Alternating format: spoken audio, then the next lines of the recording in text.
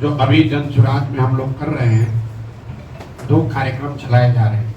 एक जो बिहार बदलाव यात्रा है, जिसके तहत मैं अभी छपरा से मांझी एकमा से चल के सिवान आया हूँ और यहाँ पर कुछ दिन अभी ये कार्यक्रम आज और कल और चलेगा। इस कार्यक्रम के पीछे उद्देश्य ये है कि जेपी के धरती से सीता पियारा से जब इस चीज को हम लोगों ने शुरू करने के पीछे सोच ये है कि पिछले 2-2.5 बरस से करीब 5,000 गांवों में जाकर हम लोगों ने सुराज के विचार, इस प्रयास, इस परिकल्पना के बारे में लोगों को बताया। लेकिन अब जब ये दल बन गया है तो अभी कोशिश ये है कि बिहार की जनता को ये बताया जाए, समझाया जाए कि उनके जीवन का ये निर्णायक क्षण है। आज से करीब 50 साल पहले जिस जेपी ने संपूर्ण क्रांति और व्यवस्था परिवर्तन की बात कही थी, इसी बिहार की धरती से कही थी। उस नारे के बाद, उस आंदोलन के बाद देश के कई हिस्से में सत्ता का परिवर्तन हुआ, कई जगह पर व्यवस्था भी बदली, लेकिन बिहार जहां था वहीं रह गया। तो उस बात को फिर से जनमानस के बीच में ले जाने के लिए, ये बताने के लिए कि अगर वो अपने बच्चों की शिक्षा, रोजगार की बात करते हैं, बिहार में व्यवस्था परिवर्तन के लिए तैयार हैं, तो उनके सामने एक नया, ईमानदार और सशक्त विकल्प के तौर पर जन सुराज है। अगर वो इस बार जगे, जाति पाति से ऊपर उठकर, हिंदू मुसलमान से आगे बढ़कर अपने बच्चों की चिंता करें, बिहार के विकास के लिए, अपने बच्चों की शिक्षा, रोजगार के लिए अगर वो करते हैं, तो नवंबर में बिहार में एक नई व्यवस्था बन सकती है और जेपी के 50 साल पुराने सपने को पूरा किया जा सकता है। इसी के तहत मैं बिहार बदलाव यात्रा कर रहा हूं। बदलाव इसलिए भी क्योंकि पदयात्रा के दौरान सबसे ज्यादा जो शब्द लोगों से मैंने सुना वो यही शब्द था, बदलाव। बिहार में हर व्यक्ति बदलाव चाहता है, चाहे वो किसी भी दल का हो, किसी जाति का हो, किसी पृष्ठभूमि का हो, बदलाव हर व्यक्ति चाहता है। लोग यहाँ के भ्रष्टाचार से मुक्ति चाहते हैं, लोग यहाँ के जाति की व्यवस्था से मुक्ति चाहते हैं, लोग अपने बच्चों के लिए शिक्षा, रोजगार चाहते हैं। ये संभव है कि जितने लोग बदलाव चाहते हैं वो सब जनसुराज के समर्थक ना हो, लेकिन बदलाव तो हर व्यक्ति चाहता है। ये बात मैंने पदयात्रा में सुनी, देखी, इसीलिए इस पूरी यात्रा, इस पूरे प्रयास का नाम बिहार बदलाव यात्रा है। ये काम मैं अपने साथियों के साथ यहाँ कर रहा हूँ, लेकिन साथ साथ जनसुराज का परिवार बहुत बड़ा है। मैं सिवान में हूँ, लेकिन पूरे देश, राज्य में जनसुराज के साथी हैं। वो अभी एक अभियान चला रहे हैं जिसका नाम है बदलाव का हस्ताक्षर। ये जो हस्ताक्षर अभियान है, जिसमें जनसुराज के साथियों ने, हम लोगों ने संकल्प लिया है कि अगले 2 महीने में 1 करोड़ परिवार से जाकर 3 विषयों पर उनका हस्ताक्षर, उनकी सहमति ली जाएगी और फिर उस हस्ताक्षर पत्र के साथ हम लोग मुख्यमंत्री से मिलेंगे।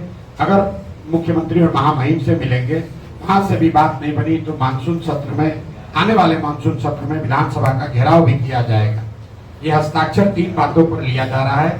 जैसा कि आपको पता है, जातीय जनगणना जब हुई उसके बाद नवंबर 2023 में नीतीश कुमार ने विधानसभा में और अपने ट्वीट के जरिए ये घोषणा की थी कि जातीय जनगणना में चिन्हित किए गए 94 लाख बिहार के परिवार को 2 लाख रुपया प्रति परिवार सहायता राशि दी जाएगी। जहां तक हम लोग की समझ है, अभी तक किसी भी एक भी परिवार को 1 रुपया भी नहीं दिया गया है। तो बदलाव के हस्ताक्षर का पहला मुख्य बिंदु ये है कि जातीय जनगणना के बाद किए गए 2 लाख रुपए प्रति परिवार देने की, सहायता राशि देने के वादे को कब पूरा कीजिएगा। दूसरा जो पॉइंट है, 2008 से नीतीश कुमार जी की सरकार ने दलित, महादलित और अति पिछड़ा समाज के भूमिहीन लोगों को 3 डिसमिल जमीन घर बनाने के लिए देने का वादा किया है। ये योजना चल रही है 2008 से और कुल 50 लाख परिवारों को 3 डिसमिल जमीन मिलना चाहिए था घर बनाने के लिए। सरकारी आंकड़े के हिसाब से अभी तक सिर्फ 2,34,000 परिवारों को ही ये 3 डिसमिल जमीन मिली है। सिवान भी उससे अछूता नहीं है। इसमें भी 2,34,000 जिन लोगों को पिछले 15 साल में जमीन मिली, इसमें भी प्लानिंग कमीशन का, नीति आयोग का जो रिपोर्ट बता रहा है, 1,20,000 परिवार ऐसे हैं जिनको सिर्फ जमीन कागज पर ही मिली, अभी तक उनको पोजेशन उसका नहीं मिला। तीसरी बात, जो भूमि सर्वे हो रहा है पिछले 4-5 वर्षों से, आप देख रहे हैं कि लैंड डिजिटाइजेशन और भूमि सर्वे के नाम पर बड़े पैमाने पर समाज में लोगों को परेशान किया जा रहा है, उनसे धन की उगाही की जा रही है। हजारों करोड़ रुपए लोग दाखिल खारिज के नाम पर, वंशावली बनाने के नाम पर, जमाबंदी के नाम पर लोग मजबूर हैं अधिकारियों को देने के लिए। ये सब किया क्यों जा रहा है कि लैंड का डिजिटाइजेशन होगा। सरकार का भी रिपोर्ट आया है, फरवरी महीने तक 4 वर्षों तक इस लूट के बाद सिर्फ 20% जमीन ही 20% जमीन का ही सर्वे और लैंड डिजिटाइजेशन का काम पूरा किया गया है।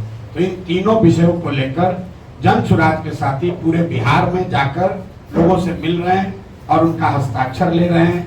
इसकी शुरुआत मैंने खुद से नीतीश जी के गांव कल्याण बिघा से की। उस पंचायत में हम लोग गए, वहां पर लोगों से सिग्नेचर लिया। नीतीश जी के अपने पंचायत में नालंदा में लोगों ने इस तीनों बात की ताकीद की कि उनको अभी तक 2 लाख रुपए नहीं मिले हैं। ज्यादातर भूमिहीनों को 3 डिसमिल घर जमान बनाने के लिए जगह नहीं मिली है। और कोई भी व्यक्ति हो बिहार में, अगर उसके पास जमीन है तो जमीन संबंधित मामलों में उसको घूस देना पड़ रहा है। आपने मीडिया के जरिए ये भी देखा होगा कि नीतीश जी के अपने पंचायत में कल्याण बिघा में जब हम लोगों ने जाने की कोशिश की तो पुलिस प्रशासन ने रोक दिया। ये दिखाता है कि बाकी बिहार की बात छोड़ दीजिए, नीतीश कुमार के अपने गांव में भी इन 3 विषयों को लेकर ये स्पष्ट है कि लोगों को ये लाभ नहीं मिला है, या भ्रष्टाचार से जिस तरह पूरे बिहार में लोग परेशान हैं, वैसे कल्याण बिघा में नीतीश कुमार के अपने गोतिया भाई जातीय लोग भी उतने ही त्रस्त हैं। तो ये 2 बिंदु है जिसकी मैं जानकारी देना चाहता था। बाकी अब आपके जो सवाल है आप सवाल कर सकते हैं, सवाल आप मुझसे भी कर सकते हैं, और जो हमारे साथी यहाँ बैठे हुए हैं जो सिवान और सिवान की स्थिति के बारे में, जन सुराज के बारे में मेरे से बेहतर समझ रखते हैं, आप इनसे भी सवाल कर सकते हैं। बहुत बहुत धन्यवाद। सिवान में क्या समस्या देखने को मिली जब पद यात्रा यहाँ पर किए 50 दिन, तब यहाँ प्रखंड पंचायत बार आपको बताया है, तब आप पत्रकारिता शायद कर नहीं रहे थे, या कर रहे थे कहीं सो रहे होंगे। भैया सिवान में भी वही समस्या है जो पूरे बिहार में समस्या है। यहाँ पर सबसे बड़ी समस्या शिक्षा की है, दूसरी सबसे बड़ी समस्या बेरोजगारी की है, तीसरी सबसे बड़ी समस्या भ्रष्टाचार की है, और बाकी अगर पंचायत और प्रखंड वाइज क्या समस्या है, कहाँ जल जमाव है, कहाँ नहरों में पानी नहीं आ रहा है, ये जानना है तो उसके लिए आप हमारे साथ चलिए, या हम लोगों ने जो पंचायत प्रखंड वाइज रिपोर्ट जारी किया उसको पढ़िए, पढ़ कर आइए और बताइए कि सर आपने यहाँ बताया है कि नहर से पानी नहीं आ रहा है, लेकिन नहर में पानी आ रहा है। खाली पहले से आकर झूठ फूट कर ये सवाल करना, सिवान में क्या समस्या है, क्या समस्या है आपको नहीं पता है। आप पत्रकार वार्ता, आप प्रेस वार्ता में आए हैं तो कुछ तैयारी करके आइए। सिर्फ वो सवाल पूछने का कोई मतलब नहीं है जिसका जवाब सैकड़ों बार दिया जा चुका है। सर आप समस्या की बात कर रहे हैं, पूरे बिहार में समस्या है, और एनडीए के लोग तो ये कह रहे हैं कि मोदी जी के नेतृत्व में और नीतीश कुमार के नेतृत्व में बिहार और देश आगे बढ़ रहा है। मोदी जी का दौरा है, कल परसों वो बिहार में ही रहेंगे और 20 जून को भी आएंगे, क्या कहेंगे इस पे आप? देखिए, मोदी जी प्रधानमंत्री हैं देश के, तो स्वतंत्र हैं, कहीं भी आ सकते हैं, लेकिन बिहार की जनता या देश की जनता ये समझती है कि मोदी जी ज्यादा वहीं जाते हैं जहां चुनाव रहता है। अभी इससे पहले महाराष्ट्र में चुनाव था तो मोदी जी महाराष्ट्र में दिख रहे थे, अभी बिहार में चुनाव है, बिहार में दिखेंगे। इसमें कोई दिक्कत नहीं है, लोकतंत्र है, सबको प्रचार करने का अधिकार है। दिक्कत 2 बातों से है। पहली बात कि जब आप बिहार में आ रहे हैं, अपने दल का प्रचार करने आ रहे हैं, तो कृपा करके बिहार की गरीब जनता के पैसे से आकर प्रचार मत कीजिए। हम लोग को आप कुछ दे नहीं रहे हैं तो बिहार की जनता का पैसा लेकर यहाँ पब्लिक मीटिंग क्यों कर रहे हैं। अभी मधुबनी में मोदी जी आए थे, जब सैकड़ों करोड़ रुपया खर्च करके पंचायत के जितने चुने हुए प्रतिनिधि हैं उनको बस से, गाड़ी से सुविधा देकर सरकार ने एक जगह इकट्ठा किया ताकि मोदी जी उनसे संवाद कर सके। अब संवाद में मोदी जी ने क्या कहा? क्या उन्होंने बिहार की पंचायती राज की व्यवस्था को सुदृढ़ करने की बात कही? क्या उन्होंने ये कहा कि पंचायती राज की संस्थाओं को यहाँ ज्यादा पैसा संसाधन दिया जाएगा? उन्होंने ये कहा कि सहरसा से एक नई वंदे भारत ट्रेन चलेगी जिससे श्रमिक परिवार के बच्चे गुजरात और मुंबई में आसानी से जा सकेंगे। आप जरा देखिए क्या दुर्दशा है बिहार की। मोदी जी देश के प्रधानमंत्री हैं, तो गुजरात के भी प्रधानमंत्री हुए, महाराष्ट्र के भी प्रधानमंत्री और बिहार के भी प्रधानमंत्री। अभी मोदी जी गए थे कच्छ। कच्छ में उनका भाषण सुनिए। उन्होंने कहा दुनिया के सबसे बड़े सोलर पार्क में एक सोलर पार्क हमारे कच्छ में बन रहा है। जब वो जाते हैं गुजरात तो बात करते हैं सोलर पार्क की, गिफ्ट सिटी की, इन्वेस्टमेंट समिट की, बुलेट ट्रेन की। वही मोदी जी जब बिहार आते हैं तो हम लोग को कह रहे हैं कि हम लोग आपको ट्रेन देंगे ताकि आपके बच्चे यहाँ से बैठकर, श्रमिक परिवार के बच्चे यहाँ से बैठकर महाराष्ट्र और गुजरात जाएंगे फैक्ट्रियों में काम करने के लिए। मैं इस बात का सीधे तौर पर विरोध कर रहा हूँ। हम लोग को ऐसा ट्रेन नहीं चाहिए जिसमें बिहार के बच्चे जानवर की तरह बैठकर मजदूरी करने के लिए दूसरे राज्यों में जाए। मैं उन लोगों में से नहीं हूं जो ट्रेन की घोषणा पर ताली बजाता है। ट्रेन चलनी चाहिए, लेकिन ट्रेन इसलिए नहीं चलनी चाहिए कि बिहार के बच्चे उसमें मजदूर बनकर दूसरे राज्यों में जाएं।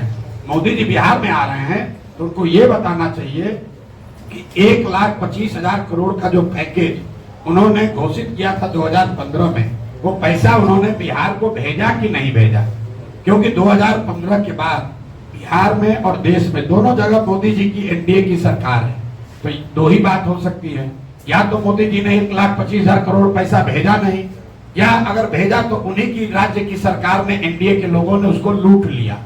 तो मोदी जी को पहले ये स्पष्ट करना चाहिए कि 1,25,000 करोड़ का हमने पूरे बिहार में देखा था। आरा में खड़े होकर मोदी जी ने कहा 50,000 करोड़ दूं कि 60,000 करोड़ दूं, 60,000 करोड़ दूं कि 80,000 करोड़ दूं, 1,25,000 करोड़ रुपया दूंगा। तो पैसा कहाँ है, कहाँ आया वो पैसा? सिवान के लोगों को कब मिला, छपरा के लोगों को कब मिला? और अगर नहीं मिला तो मोदी जी ने एनडीए के जो उनके साथी मंत्री हैं जो यहाँ मंगल काल की बात कर रहे हैं, उन लोगों ने अगर इसको लूटा है तो उस पर कार्रवाई क्यों नहीं कर रहे हो? क्योंकि यही लोग तो मंत्री है 2015 से, इन्हीं की सरकार है। तो मोदी जी आए, नई बात कहें, इससे अच्छी बात यह है कि हम लोग के पैसे पर प्रचार न करें। दूसरी बात, जो पहले कहा था उसका जवाब दे दे। और तीसरी बात, बिहार के लोगों को जीवन भर मजदूरी करने का साधन न दे, बिहार के बच्चों के पढ़ाई रोजगार की बात करें, यहाँ पर फैक्ट्री कैसे लगेगी ये बात करें। सिर्फ सड़क और ट्रेन से हम लोग का भला होने वाला नहीं है। सड़क बन जाएगा, उस पर बस में बच्चे जा रहे हैं बोरा की तरह लदा के दूसरे जगह पर मजदूरी करने। आप ट्रेन यहाँ से खोलते हैं, उस ट्रेन से बच्चे जा रहे हैं गुजरात में, महाराष्ट्र में मजदूरी करने के लिए।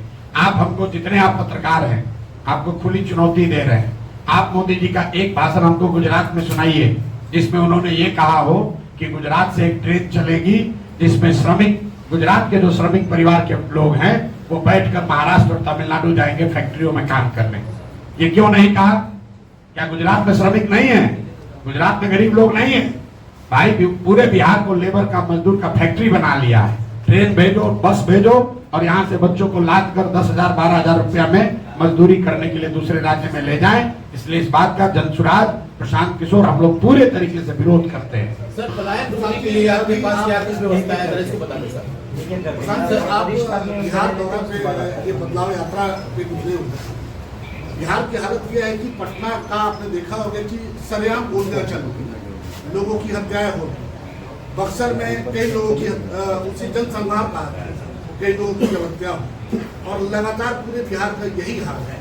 लेकिन नीतीश कुमार उसके बाद भी कह रहे हैं कि कहीं क्या है, कहीं कुछ दिखाए, उनको आखिर कौन दिखाए? अभी कल भी गोली चली है छपरा में, एक वहाँ के पूर्व मेयर के प्रत्याशी को गोली मार दी। दो लोग, वो साथी हम लोग के साथ कुछ जुड़े हुए भी थे। मुझे याद है मैं जब छपरा में पदयात्रा कर रहा था तो उन्होंने रोटरी क्लब की एक बैठक भी, रोटरी क्लब के सदस्यों की एक बैठक भी हमारे साथ कराई थी। कल रात में भी मेरी बात की, पता चला गोली मार दिया गया 2 लोगों को। अभी पोस्टमार्टम हो रहा है, अभी डेड बॉडी आई नहीं। आपने कहा नीतीश कुमार कह रहे हैं, मुझे तो नहीं पता है नीतीश कुमार कुछ कह भी रहे हैं, क्योंकि नीतीश कुमार ने कुछ कहना और सुनना कई महीनों से छोड़ दिया है। कोई प्रेस वार्ता नहीं की है, कोई स्टेटमेंट जारी नहीं किया है।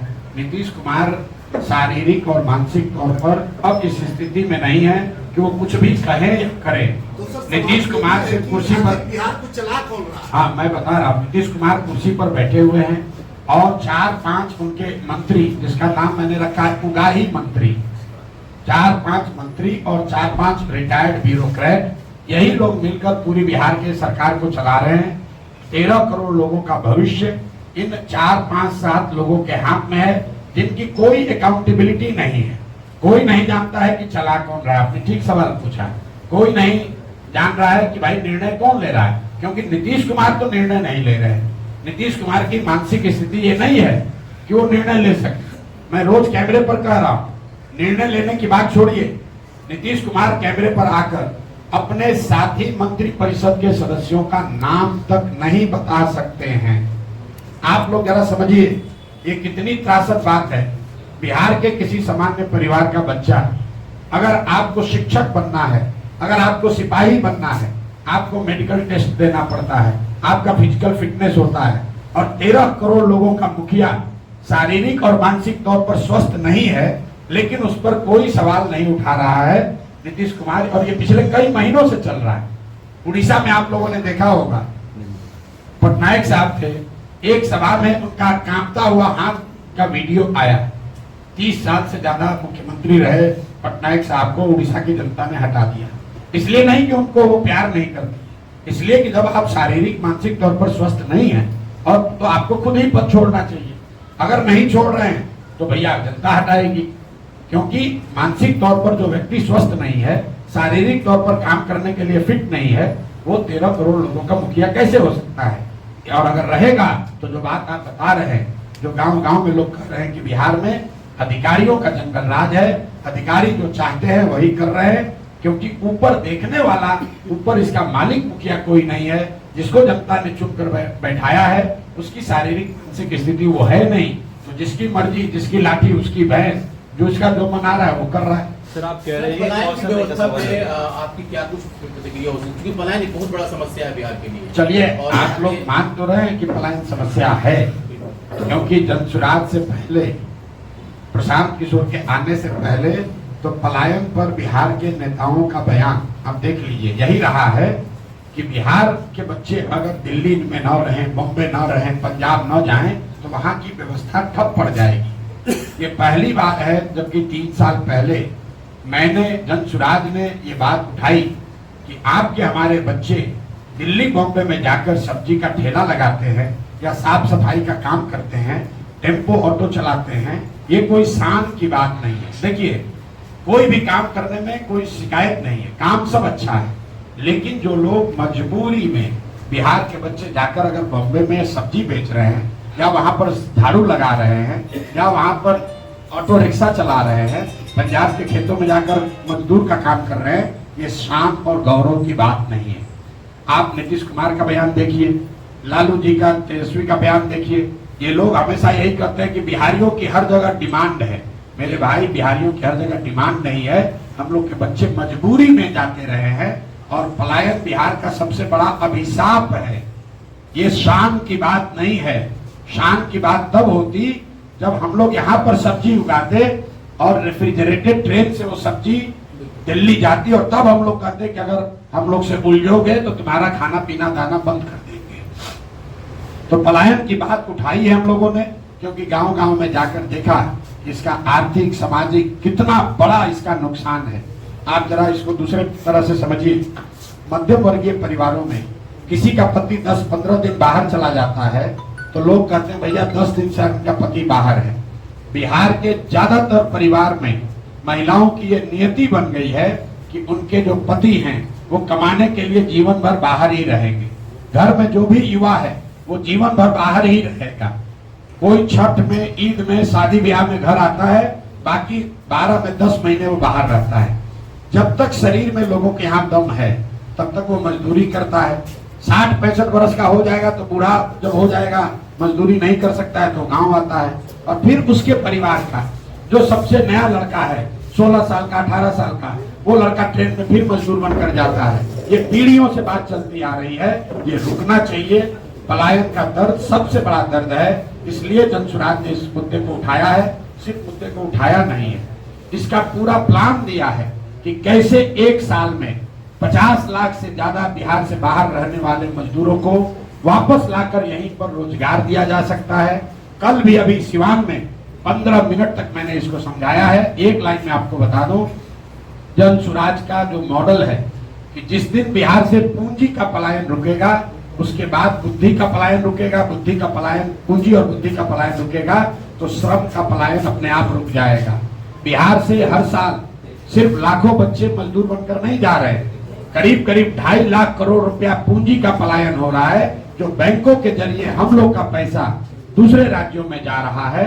उसको रोकने की जरूरत है। वो जब रुकेगा तो जो समझदार लोग हैं, पढ़े लिखे लोग हैं, स्किल वाले लोग हैं, वो उस पैसे का इस्तेमाल करके वो यहाँ पर रोजी रोजगार की नई नई व्यवस्था शुरू करेंगे और उससे यहाँ पर श्रम का पलायन अपने आप रुक जाएगा।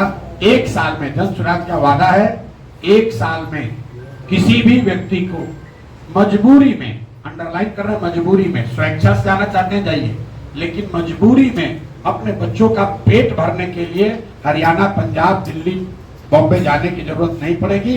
10-12 हजार रुपए का रोजी रोजगार का अवसर बिहार में ही उनको करके दिया जाएगा। बहुत से लोग स्वराज छोड़ रहे हैं, बहुत से लोग आपकी पार्टी छोड़ रहे हैं। काफी प्रोमिनेंट नेम्स जो है वो भी देखा कि उन्होंने दूरी बनाई। चलिए नाम बताइए। आपके जो यात्रा पर निकले थे, क्या नाम है? आनंद मिश्रा। किसने बोला है कि पार्टी छोड़ दी?